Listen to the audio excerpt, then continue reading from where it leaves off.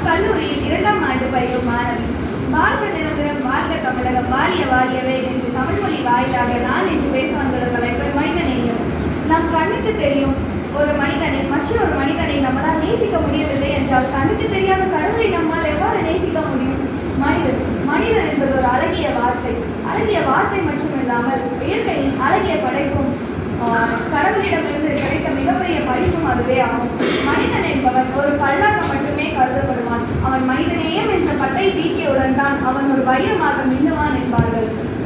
மனிதநேயம் என்ற வார்த்தையை சொன்னவுடன் நம் மனதிற்கு தோன்றும் சான்றோர்கள் mother Teresa, Nelson Mandela and Helen Keller போன்ற சான்றோர்களே ஆவார்கள்.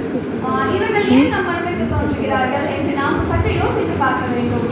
தனக்கு போவதால் தானமும் தர்மமும் என்று இருக்கும் இவ்வுலகில் தனக்கென்று எதுவும் வேண்டாம், பிறருக்காகவும் மற்றவர்களுக்காகவும் தன் வாழ்க்கையை வாழ்ந்தவர்களே அவர்கள். நாம் அவர்களை போன்று வாழ வேண்டாம். நம்மளால் இயன்ற உதவிகளையும் நம்மளால் இயன்ற பண்புகளையும் மற்றவர்களுக்கு செய்தாலே போதும். நான் ஒரு சின்ன எடுத்துக்காட்டு கூற விரும்புகிறேன். நாம் இப்பொழுது ஒரு பேருந்தில் செல்கிறோம் அல்லது ஒரு பேருந்திலோ அல்லது எதிலாவது பயணம் செல்கிறோம். அப்பொழுது ஒரு முதியவர் வருகிறார்.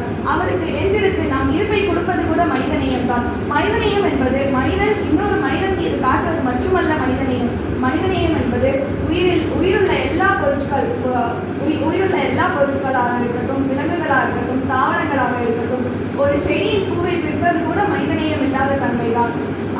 இறப்பு என்பது இன்றா நாளா, இறப்பிற்கு பின்பு வாழ்வு உண்டா இல்லையா என்று தெரியவில்லை. இறக்கும் முன்வரை மனிதநேயத்துடனும் மனிதனாகவும் வாழ்வோம் என்று சொல்கிறேன். நாம் ஆலயங்கள் செல்கிறோம். ஆலயங்கள் சென்று ஆண்டவனை வணங்குகிறோம். அதற்கு பதிலாக அனாத ஆசிரமங்களோ இல்லது அனாத இல்லங்களுக்கோ சென்று அவர்களுக்கு ஒருவேளை உணவு கொடுத்தால் அவர்கள் நம்மளை ஆண்டவனாக போற்றுவார்கள். அந்த அளவுக்கு கூட நாம் செய்ய வேண்டாம். பிறந்த நாள் அன்று உற்றார்களுடனும் உறவினர்களுடனும் நண்பர்களுடனும் நாம் பிறந்த நாளை கொண்டாடுகிறோம். அதற்கு பதிலாக உணவு தேவை இருக்கும் ஒவ்வொரு நபருக்கும் அல்லது அனாத ஆசிரமங்களில் உள்ள நபர்களுக்கோ ரோட்டோரங்களில் இருக்கும் பிள்ளைகளுக்கோ நாம் உணவு கொடுத்தால் அவர்கள் நம்மளை வாழ்த்துவார்கள், மனநிறைவாக வாழ்த்துவார்கள். மனிதநேயம் எல்லாருக்கும் பெருக்கட்டும். ஒரு மனிதனை ஏற்றுக்கொள்ளும் மனப்பக்குவம் வளரட்டும். மாதா பிதா குரு தெய்வம் என்பார்கள். எனக்கு பேச்சு பழகிய மாதாவிற்கும் எழுத்துக்களை நீக்கிய பிதாவிற்கும் பேச்சு நாகரிகம் சொல்லிக் கொடுத்த குருவிற்கும் வாய்ப்பு கொடுத்த தெய்வத்திற்கும் நன்றி கூறுகிறேன். Aim the star and shoot the tree என்பார்கள்.